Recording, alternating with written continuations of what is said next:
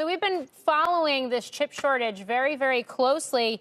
I think probably the place I want to start, though, is what we've seen in terms of a reaction from the Biden administration so far. The fact that the president is expected to sign this executive order that initiates a 100-day review looking at the supply chain. Is that quick enough? Is that actually going to help this shortage anytime soon? Yeah, I think we're in a real difficult situation. Of course, we've heard from the likes of AMD's like Lisa Su and others about the expectation of this lasting about 6 months. So 100 days, if her interpretation is right, is going to put us nearly all the way out, well over halfway into that 6-month period.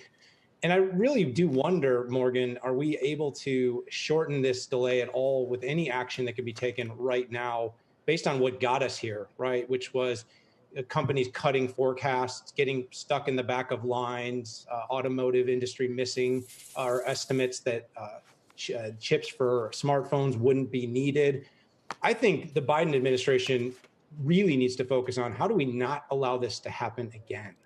So how do we not allow this to happen again? And I bring that up knowing that there has been a debate, a discussion, and this was also the case in the Trump administration as well, about onshoring more chip manufacturing here to the U.S., which I realize could be a multi-year process, and that there are a lot of potential challenges associated with that as well. Is that something that could actually become a reality?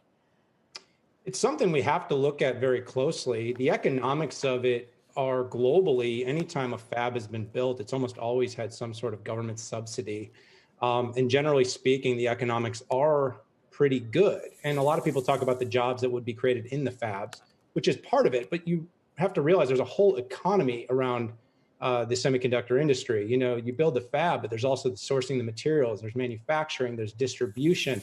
So there's a compelling case if we can make the economics work for many of these fabs. And by the way, it probably makes the most sense to really be looking at those that have already done this, you know, the TSMC, which is, of course, moving into Arizona, UMC, Global Foundries, Samsung, and others. How do we make it more appealing for them to come here?